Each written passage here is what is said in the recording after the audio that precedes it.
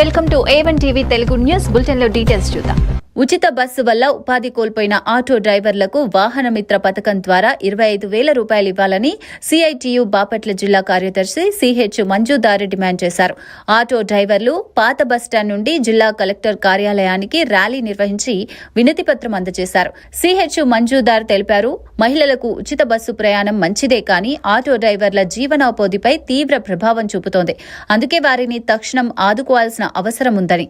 25,000 రూపాయలు సంక్షేమ నిధిని ఇవ్వాలని చెప్పేసి జరుగుతున్నటువంటి కార్యక్రమంలో మీ అందరూ పాల్గొన్నందుకు ముందుగా ధన్యవాదాలు.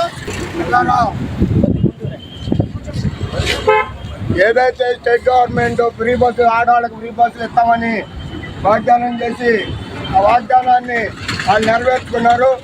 అదే క్రమంలో ఆటో కార్మికులు ఉన్నారు, వాళ్ళకి న్యాయం చేయాలనే ఆలోచన ఈ ప్రభుత్వానికి లేకపోవడం సిగ్గుచేటు. ఇప్పటికైనా ఈ ఆటో వ్యవస్థ మీద దాదాపుగా అనేక మంది విద్యావంతులుండి కూడా స్వయోపాధి పొందుతూ ఈ రంగంలో జీవిస్తున్నారు. వాళ్ళు కూడా మర్చిపోయి ఈ గవర్నమెంట్ వాళ్ళ గురించి ఆలోచించకుండా ఈ ఫ్రీ బస్ సిస్టమ్ అనేది తీసుకొచ్చి ఈ ఆటో వ్యవస్థ నిర్వీర్యం చేస్తుంది. ఇప్పటికైనా కళ్ళు తెరవండి, మా ఆటో వాళ్ళకి వెల్ఫేర్ ఏర్పాటు చేయండి, సబ్సిడీ మీద డీజిల్ ఇవ్వండి, అలాగే వాహన మిత్ర పథకం అమలు చేసి డ్రైవింగ్ లైసెన్స్ ఉన్న ప్రతి ఒక్క డ్రైవర్కి ఈ వాహన మిత్ర పథకం ద్వారా మా ఇంటికి 20 సంవత్సరానికి 25,000 రూపాయలు ఇవ్వాలని ఈ గవర్నమెంట్ మేము డిమాండ్ చేస్తున్నాం.